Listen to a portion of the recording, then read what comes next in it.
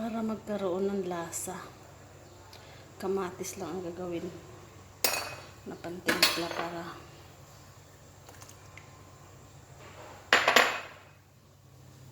tanglad, luya, sibuyas. Yan, pula-pula siya. Sinigang po ito na isda. Dugso.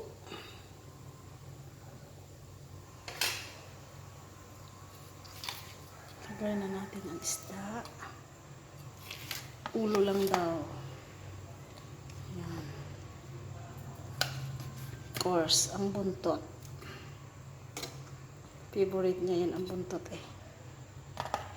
Takpan at pakuluan.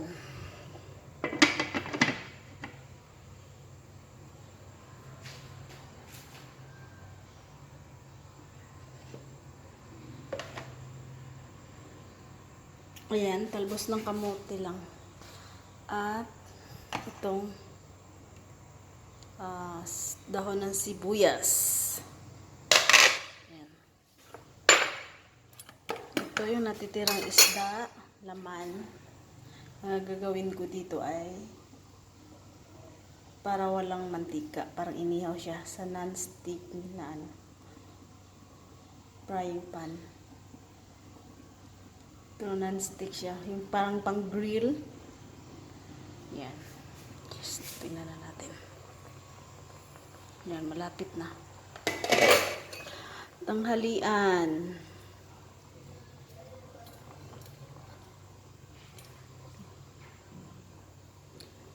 Yan, healthy naman siya eh. Nakasanayan lang talaga kumain sa labas dahil nga masarap. Masarap din naman ito. Kaya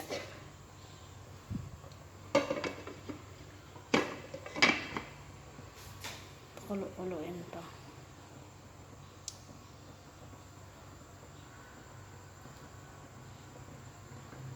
Mamaya pagluto na, isi-serve ko sa kanya mga lunch niya. I-prepare ko lang para